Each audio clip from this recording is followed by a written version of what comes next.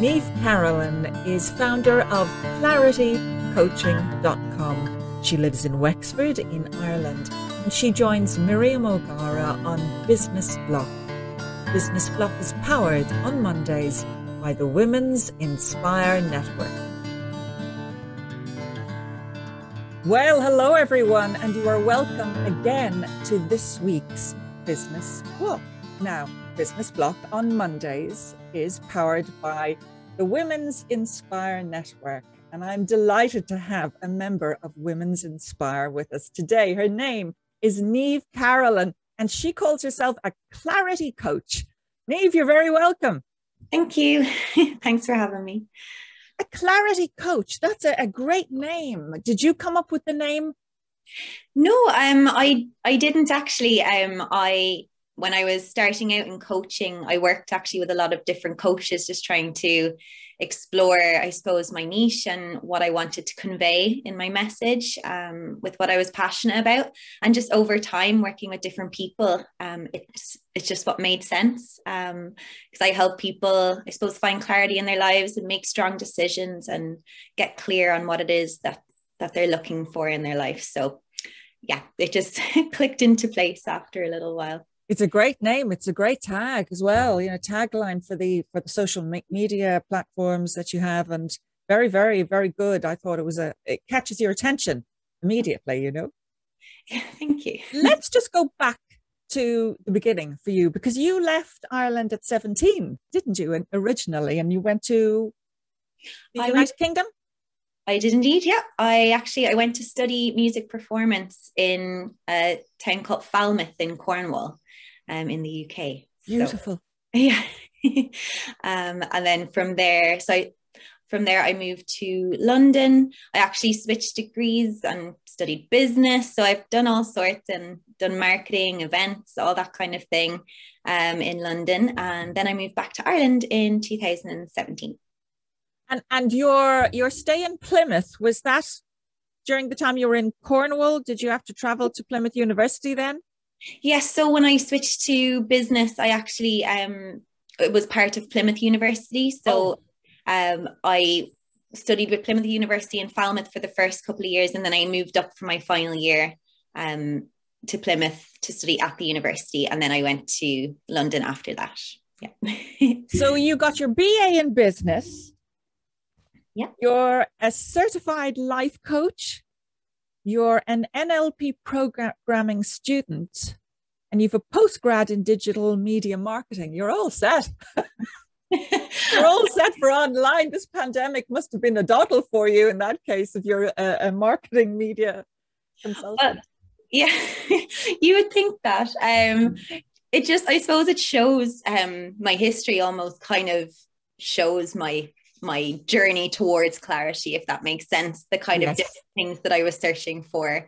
So all the different things that I've done and the jobs that I've had, which I couldn't even count how many different jobs I've had at this stage, they were all me kind of searching for that, you know, what I thought at the time was supposed to be my purpose, or at the time I thought I was meant to have this one thing that I would start doing, and then all of a sudden I'd fall in love with it, and you know, I'd feel like it was my life's purpose and all would be well with the world.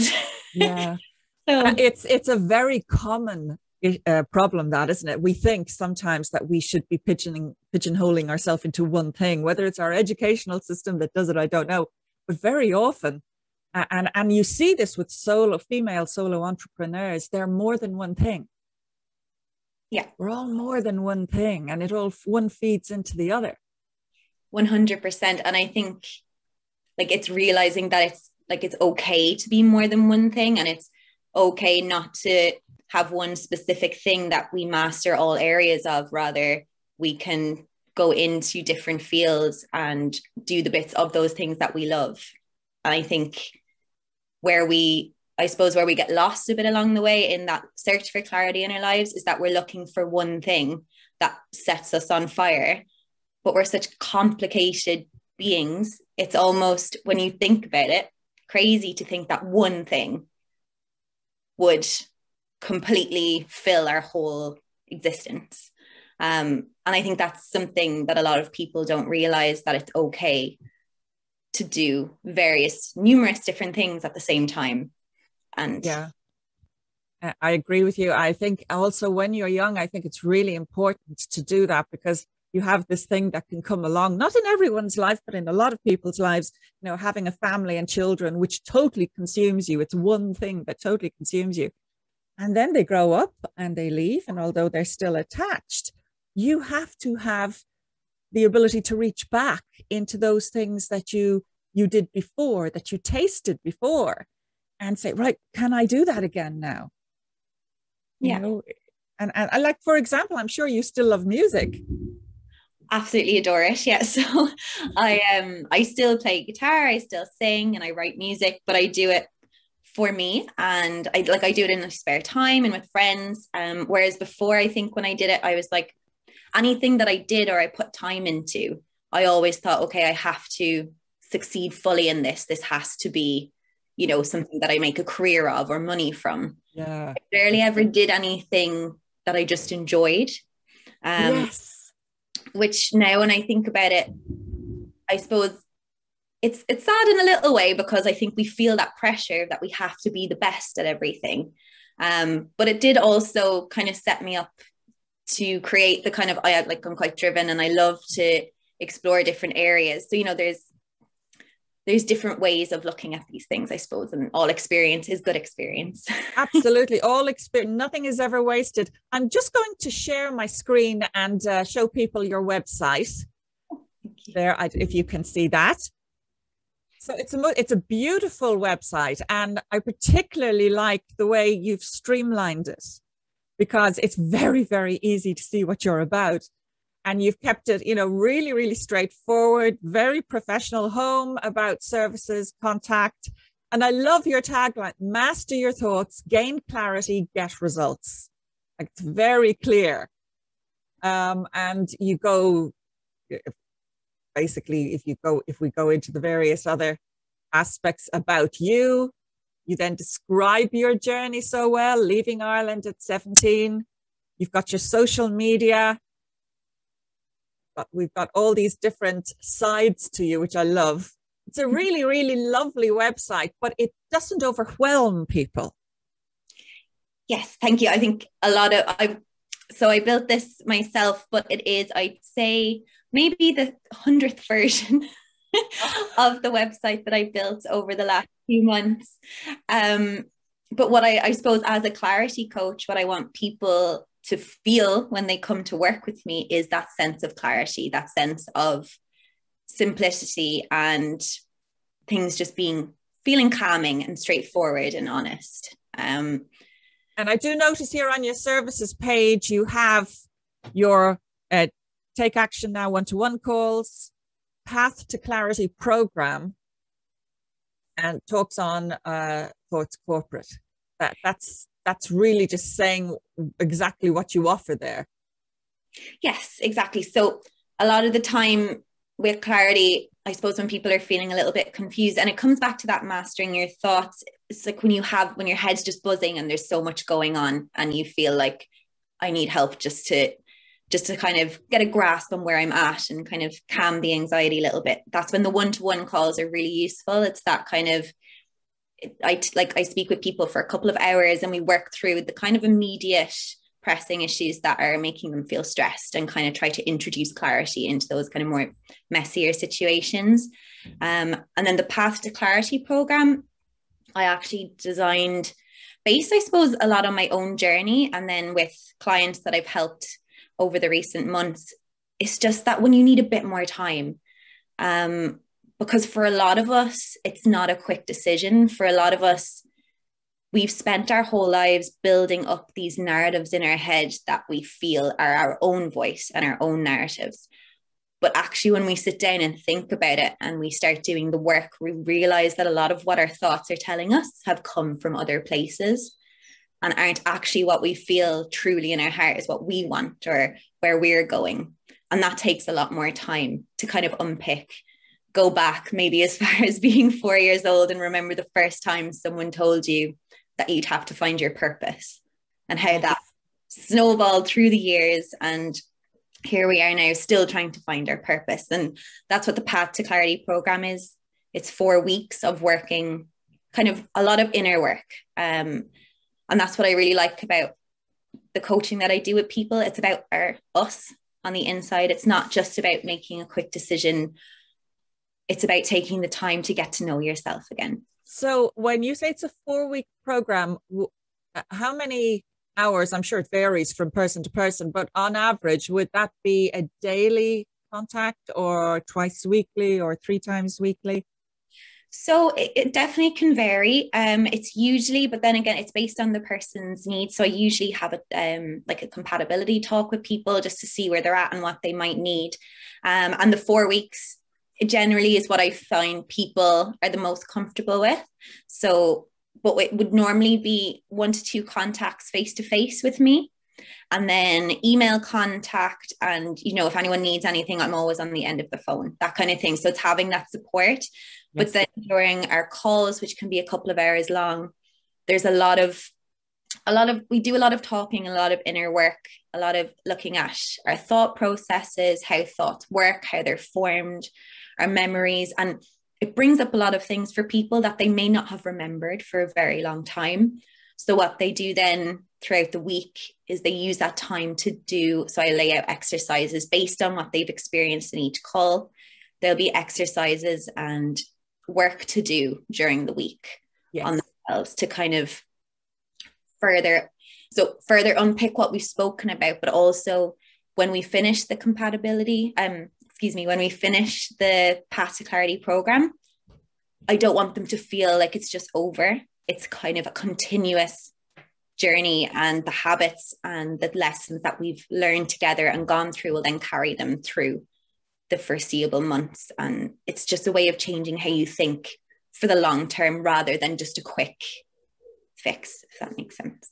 Yes, no, absolutely. And overall, do you find that you have more of a certain gender coming to you? Would you have more women or a certain age group coming to you? Yes, so it's been a mixture. So I've had both men and women approach me for different kinds of coaching. And actually the age group that I've found it's not even an age group. I suppose it's a stage of life. It's people in a certain stage of their career, like it wasn't something that I expected. It was just something that started happening. But people at certain high stages of a career, so directors and consultants, were reaching out to be like, I've worked so hard for this for my whole life, but now I'm actually not sure. They're earning 6-figure salaries, but they're like, but I'm not fulfilled. I'm not happy. And it's a very scary very scary thing for a person to experience, because they spent the last 20 years building something, but they never questioned it. And I think because coaching is such a rapidly fast growing industry, that people are starting to become more aware because there's more content out there for people. And so people are starting to question the decisions that they've made. And I think especially for people at that stage in their career, they're starting to think, oh, why did I actually go into this career? And they want to explore that a bit more, I think.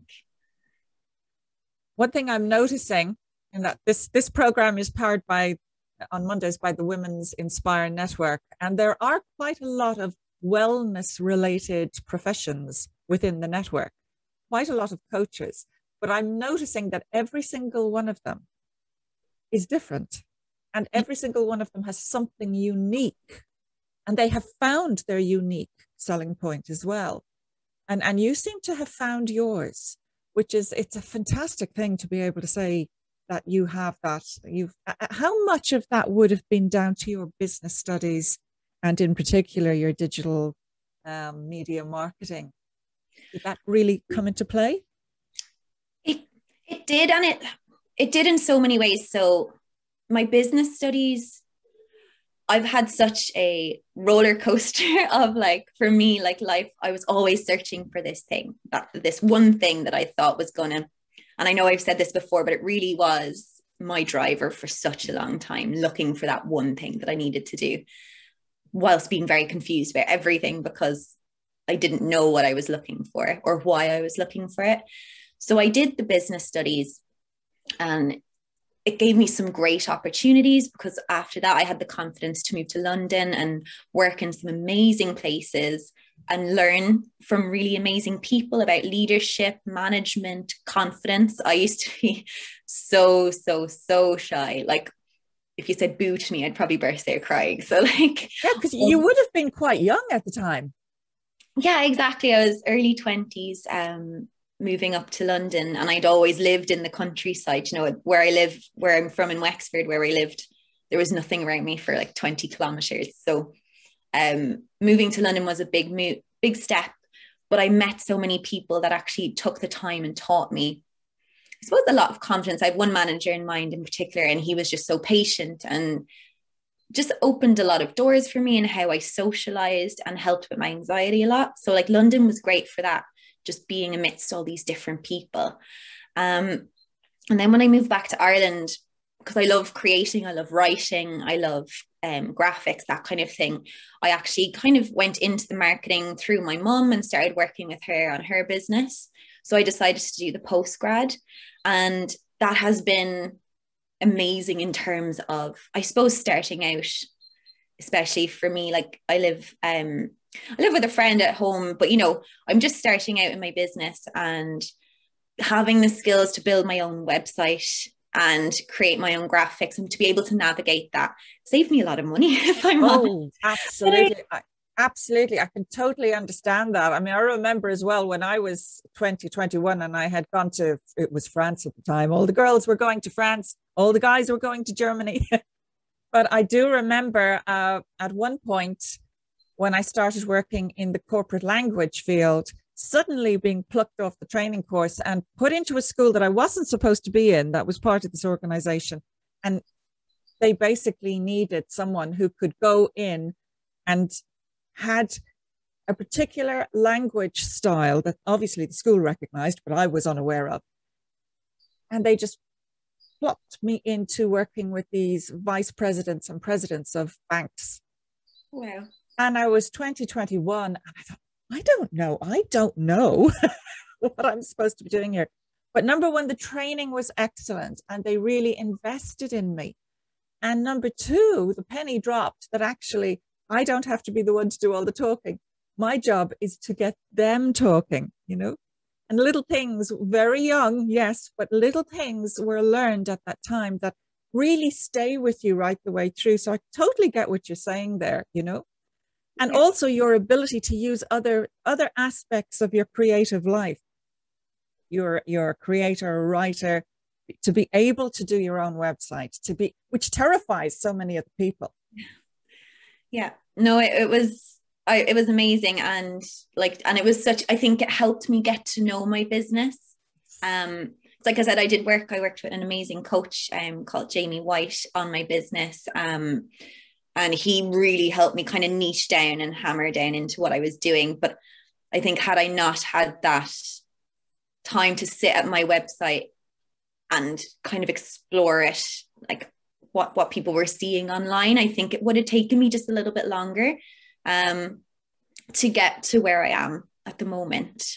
So all those things that I've picked up along the way, at the time, there was a lot of confusion, or I felt like everything was quite manic. But now when I look back on it, I'm really thankful for everything that I've kind of learned along the way. Yeah, it was a huge learning experience. Absolutely. And I know, I certainly know from my own experience, very often I will have a knee-jerk reaction and I'll sign up to this or I'll sign up to that because it seems to be on trend. That doesn't mean it's right for you. And you may end up having to make the decision to come off that platform or whatever it is, because you get to know what your business is, but slowly. And I totally agree with you. The idea of, I loved your comment here. What you think in life creates the results you get from it. Yes. It's a great message. And it's so true, isn't it? And it's you've got some wonderful catchphrases that you're using, but they are very true. Yeah. No, I love that one. And I think it was just one of those things when I was sitting down trying to work on my clarity coaching, and I just thought, so much of what we think is what we then create around us. So the results we get in life are driven by how we are thinking about our lives and the things that we are thinking. And I think that's people are becoming more aware of it now, but the aspect of being aware of what you're thinking is huge. So I kind of always try to put it like this: is at the moment now as well, like nutrition is huge, exercise is huge, and we're so conscious of every gram nearly of protein and carbohydrate that goes into our body. It's almost like we're safeguarding ourselves, and we're checking every single thing that goes into our body to make sure it makes us as healthy as possible. But I think we often forget to do that with our minds. We forget to check the information going in. We forget to check the opinions that we're absorbing or the actions that we're observing and then letting form part of our own psyche. Like, I think we need to learn how to safeguard our minds just as well as we safeguard our bodies. Which brings me to something else that you are a student of, NLP, neuro-linguistic programming. Yeah. Yes. Absolutely, very much of the hour. I mean, it's all over social media at the moment. And some people will be nervous of it. Some people will be used to it from perhaps only using it in a marketing and sales context. Treat me as a blank canvas right now. Tell me, what is NLP? So I have done it in my life coaching course. We did go through NLP, and that's why I'm a student of it now. So I will say I am at the early stages of my NLP training. Is there any reason, I'll pose this question, is there any reason for us to be nervous of neuro-linguistic programming? I don't know. I don't think so. So, and I understand though that like it can take people some time for anything new to explore it and understand it. But what it essentially is, it's getting to know yourself. It's getting to know your habits through being aware of your thoughts, but not just your present thoughts, but being aware of how your past experiences can carry themselves into the habits you have, excuse me, in the present. So neurolinguistic programming, it can be scary for some people because it's creating this really vivid awareness of how you've become who you are. And it teaches you, I suppose, to look back and kind of understand yourself a bit more. But with that awareness and with that kind of sometimes scary uncovering of past traumas and past experiences comes there's so many exercises within NLP that show us how to cope with those, show us how to understand them, show us how to navigate difficult thoughts and difficult experiences. And of course, doing it with a professional, you know, it's not something, I think when you hear it, you might think, oh, I'll try that. But it's something that when you do it with a professional, they provide a safe environment, and they know if you're going back and you're touching on things that maybe have caused you some pain, they'll kind of navigate that a lot more gently. So to make sure when you come out of an NLP session or out of coaching that you feel, I suppose, like you're healing and not like you've just burst the door wide open and you're trying to scramble to get everything back into the box. Which can sometimes happen when we start exploring our subconscious. Our subconscious tries to keep us safe for so long. So when we knock on that door and we try to open it up, I think it's important, especially with NLP, to understand, I suppose, the things that might come out. Yes. And understanding how to take care of yourself in that process. Yes. Treating yourself very gently as you come out of the process. What about the last 15 months? Had you actually started the business prior to the pandemic? No. So, well, I'll rephrase that. I've been trying for the last few years, I've kind of tried to find again what kind of business I wanted to start, because I always felt like I wanted to be self-employed, but nothing ever quite clicked with me. And the last 15 months for me in growth, as like in far as growth is concerned, has been huge. So when the pandemic first started, I actually was working in a restaurant, and I had some time out because everything was closed. So I was just online and I saw this advertisement for coaching. So I was like, oh, this sounds really nice. I'll give it a go. And I had actually just finished up a coaching session as well, on career coaching. So I was still really conscious and searching for what I wanted. But this just kind of snowballed. So I started the coaching course and it all just kind of took over. So it was a really hard time because I did a lot of what I just spoke about with NLP. I did a lot of knocking on the doors that I had kind of kept shut for a very long time. So there was a lot of emotion and a lot of processing, yes. A lot of time of me just on my own, going for walks. But at the same time, there was a lot of healing and a lot of growth. And through my coaching course, I think that's what they say, isn't it? When you become a coach, you have to coach yourself. You have to be coached first, because there's no point in recommending things for people if you haven't experienced that for yourself. And I think that's why, as you said, a lot of coaches there's so many of us, but everything we do is quite unique because it all comes from that. A lot of coaches would be heart-centered. It comes from the heart. And I think that's what happened to me. I went through this coaching experience and thought, you know what, I would love if I could help someone feel the difference that I feel now between when the pandemic started and I started looking into coaching, as to say at the end of last year, when I was just so much more confident, but also just so much more calm. Yes. I used to worry a lot about yesterday. So I'd spend hours focusing on conversations I'd had, or I'd spend hours focusing on the future and what might not happen.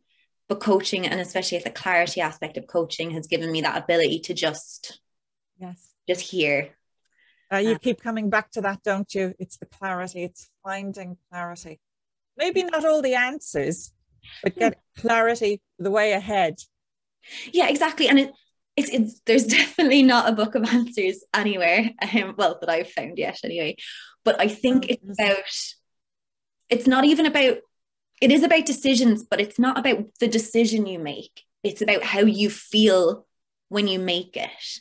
Yes. I think. So it's not about, okay, if you decide to change career and you do clarity coaching, that's perfect. But it's not even about that career change. It's about you having the inner confidence and the inner strength and the inner vulnerability, and just to know that you're going to be okay. And that clarity of thought to know that you're doing these things for you and not based on a narrative maybe that you haven't even known that you've been living by your whole life. Do you feel that this is something that actually can be broached in school or transition year or whatever? Or is the system there perhaps just way too focused on preparing you for university or college and make the decision, what do you want to be, as though it was just one thing, is it the wrong environment to be raising this in, or should it happen? That's an amazing question, because it's something I actually feel really passionate about. And I actually just recently did some videos around kind of exam stress and anxiety for my old school that I went to. It's crazy. Like for me, me and school didn't fit. And I think I always felt that pressure. And like I'd mentioned before, of having to have that one thing. If I didn't get my points, I couldn't do that one thing. And then I just imagined this whole future that just didn't go anywhere because I didn't pass my exams. So I don't even know if I think there are aspects we could bring to kids in school, or teenagers and young adults in school, to just make them realize, or help them realize, that it's okay. We put this pressure on the Leaving Cert, and I know it is important, but I think it's also important to let these young adults know that it isn't the start or end of their world. Yes. The world, and as I think I said it to them before, it's like the world will open up to you no matter how you do in those exams. The world is still going to open up to you. And absolutely, yeah, absolutely, I feel so strongly that the pressure, and not just the exam pressure, like when you were that age, just everything, your friends, social media, school, sports, your parent, everything is heightened because you're heightened and it's that age where you start to analyze everything. And I just think that pressure needs to be released a little bit.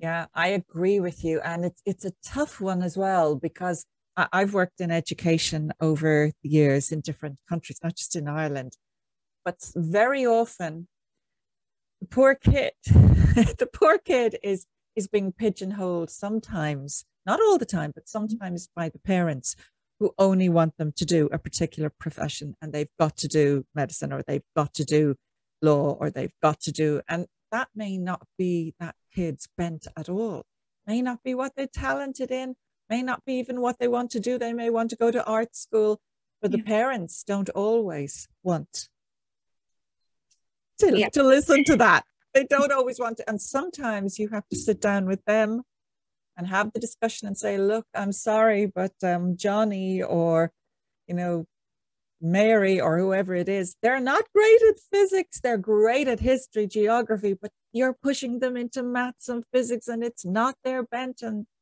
it's a tough conversation to have. And the poor kid is caught in the middle. Yeah. It's fun. Exactly. And I think that even connects so well into what we were just saying about how we form these inner narratives that we live our lives by that often aren't ours. So at that age, like when our parents are trying their best, I suppose, to keep us safe, but they're also navigating a lot of how we think. And then, so Johnny or Mary at the time are being told, this is what's best for you. And it's very hard then as an adult to break that narrative and to form your own one, because you've been following someone else's for so long. And I think, yeah, definitely in school, it's even that. So you have that kind of at home, that direction that your parents are trying to give you, but then you also have that comparison. So it's like, if I don't go and be a lawyer like my parents would like me to, I'll be a failure compared to X, Y, Z, because these people are doing this and they seem to love it. So why can't I love it? And that was a huge thing for me as well in school. I was like, why am I so bad at everything that society deems really important? You know, like I felt like I was terrible at all the things that were supposed to make me a success. And that's it really reveals how our educational system is so far off the wall. It just isn't really there at all when it comes to nurturing the true talent of the individual child. Exactly. And young adult. And it's a tough one. That I think the worst case of that I saw was a friend of mine. He's now in Los Angeles and he's now an actor. But he always wanted to be an actor. And, you know, I knew him from the time he was 15. He was in shows with me. And he wanted to be an actor then. And his parents, when he finished his A-levels, he was doing A-levels, finished his A-levels, and the father and mother just said, no, you go, you do law. And after your 4-year law degree, if you still want to do acting, then fine. Poor guy had to waste 4 years of his life doing law that won't even apply properly. You can't apply it to the United States. It was UK law. No, this kind of craziness. Yeah. So unfair. But at the same time, even that experience will have opened his eyes, I'm sure, to how important it is to just value the individual and your talents healing you. And if your talents aren't allowed to flourish, and if you don't learn about them when you're young, you know, you're really going to suffer, because that's what gives you confidence. Yeah, exactly. And I think exactly it's what gives you, what suffers, I suppose, is what's neglected, isn't it? It's like a garden. And I say this, it's a metaphor. I love a metaphor, but it's one I use quite often, is that the weeds in your garden need to be tended to just as much as the flowers, because without the weeds, the flowers won't bloom. And I think the weeds, in the metaphorical sense, are those things that have been suppressed, those things that maybe have a negative tone around them. They're often vital in the parts of us that we want to flourish actually blooming. Because if we leave the weeds untended, we're going to stick to the spot. We're going to be rooted. And it's just a metaphor I really like, because it just shows that everything, every part of us, the bits that have been neglected or suppressed or not allowed for whatever reason, they need to come out and they need to be cared for in order for us to be able to live just contently. You know, it's just about being at peace in yourself. Absolutely. So where to now? Do you feel that you have found a career path now that is, regardless of whether or not you actually go and do other things as well, do you always feel that this will be with you, that coaching is always going to be now part of your journey? Yeah, definitely. It's when I started doing it, like my friends were like, oh yeah, sure, like that's what you do all the time. Like it's part of who I love to just be there. And I suppose and for myself as well, just I've always tried to understand why we are the way we are.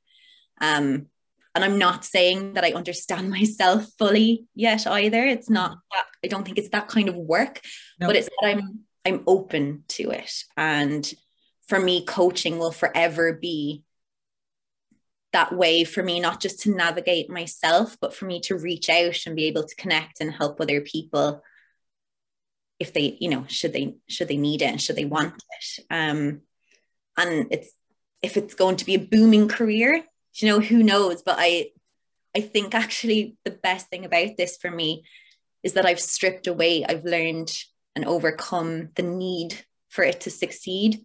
And I'm just doing it right now because it's what I love to do.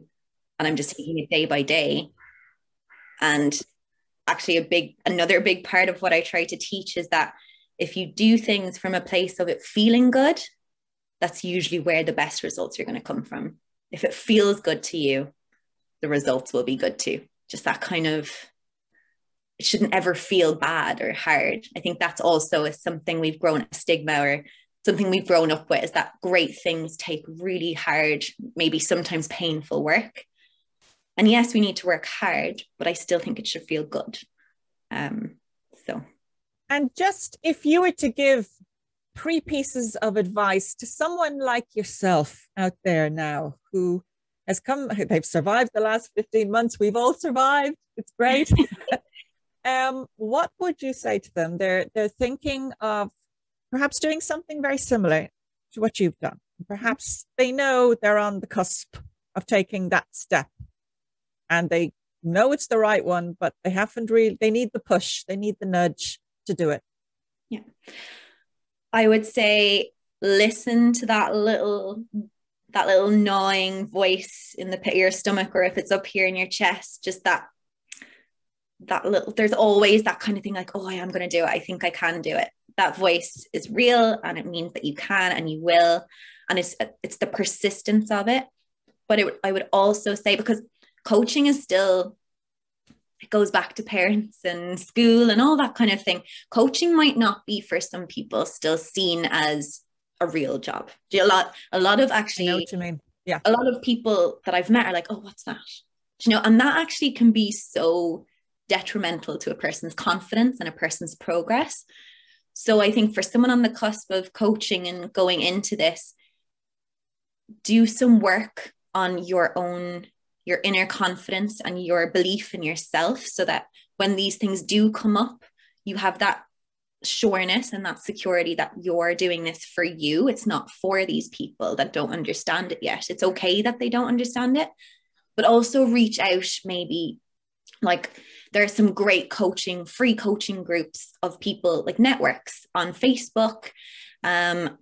You know, try and reach out maybe to people in a similar field, or even, you know, because sometimes that can be costly, but like this Women's Inspire network is so amazing. And I've met like amazing women on it. Yes, they are amazing. Absolutely. I agree with you.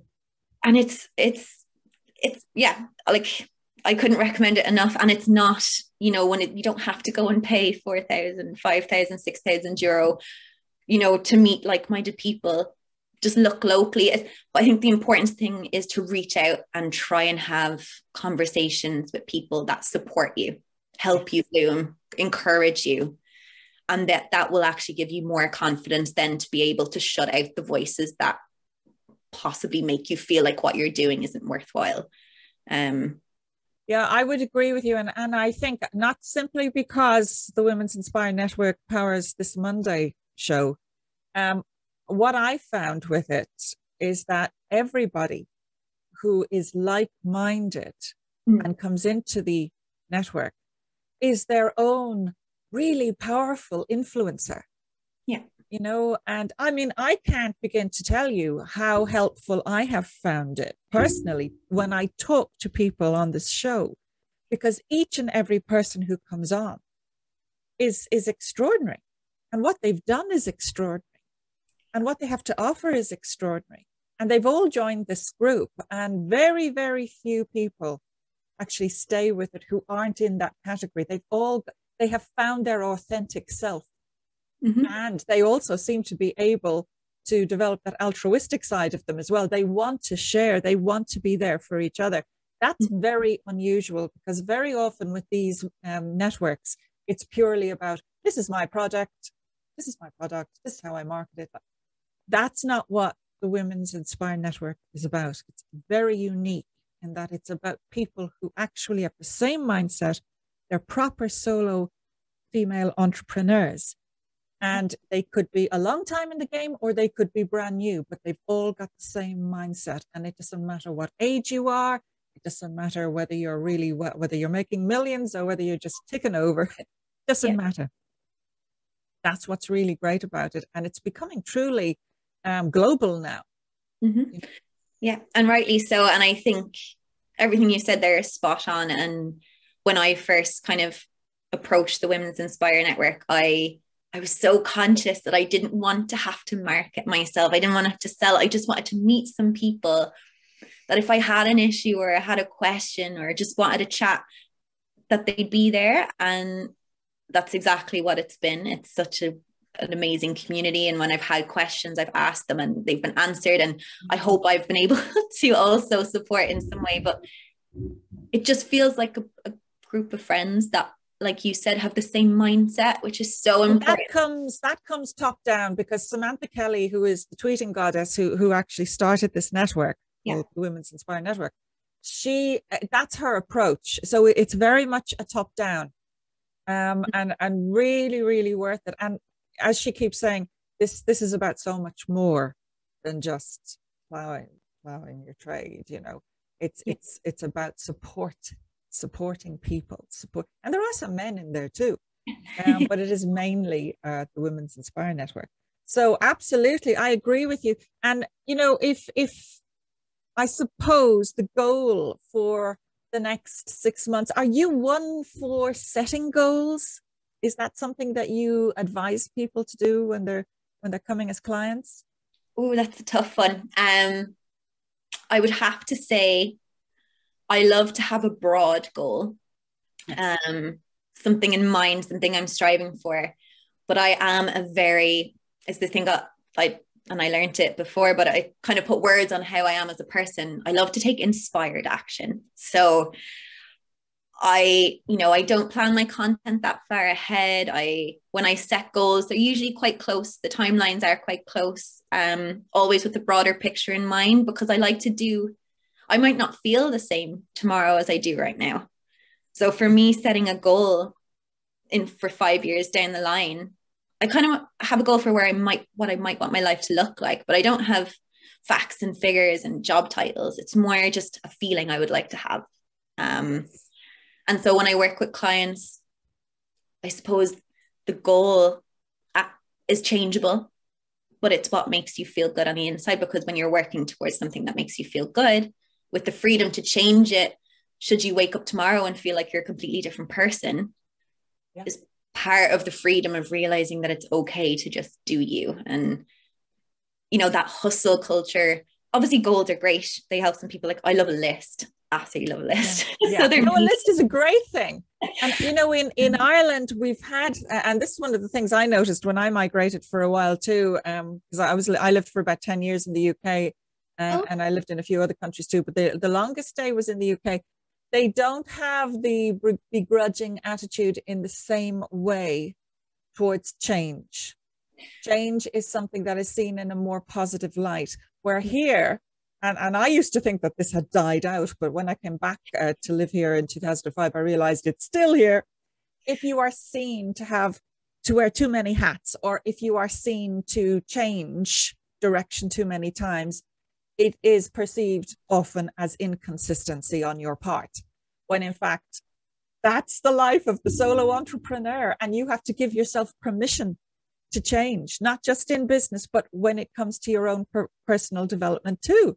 Yeah, no, 100%. And you're so right. Like when I came back to Ireland, I kind of felt that again, that when I moved to England, I kind of tried to let go of, I suppose, because I lived in such a small place, like it was so nice to see that no one actually really minded what I was doing in London. You know, it was quite a, no one really even knew I existed. And that was kind of almost freeing, just that. Yes. Feeling like I'm one of millions, not one of a smaller area. And coming back to Ireland, it was, I suppose, a shock, like you said, to feel that doing different things. Do you know what? It's almost, I feel like it's seen as kind of unpredictable, or it's not safe. Do you know that kind of, yes, you go and do one thing and be really good at it because then you're secure. Yeah. And I think security is a massive, like, I know it's necessary for many aspects of life, especially when you start to have kids and things, but security is this thing that we're taught we must have at all times. We must have financial security above all else, even at the expense of our own happiness. And it's the same when I moved back here. Everyone's like, oh, so you're going to buy a house? And I'm like, I never thought of buying a house. I love the idea of being able to move if and when I choose. But in Ireland, buying a house is such a sense of the safety, the security. The house is yours, then no one can take that from you. And I think that's the big thing we need to work our way through and navigate, is putting security before our happiness can sometimes be quite detrimental to how we actually live. You know, we can have all the security in the world, but if we're not happy, is it really keeping us safe in those? I totally agree with you. Niamh, it's been wonderful chatting to you, and I wish you every success. Now, that was a very, very good. You'd never think it was our first interview. Wonderful interview. Thank you so much, Miriam. Thank you. And I think you've got a fabulous website there, and you're born for this. You know what you're talking about. So keep going. And regardless what life invites you to do in the future, keep this coaching going. You're obviously made for it. Keep it going. I can't see it leaving you. Thank you so much for your time. I really appreciate it. No worries. You are very, very welcome, everybody. This was Business Block, powered by the Women's Inspire Network on Mondays. If you're a business who is not in the Women's Inspire Network, but would like to come on my Thursday show, please get in contact. You'll see the details come up at the end of the program. So look after yourself. Have a great bank holiday weekend, and I will talk to you soon. Bye-bye.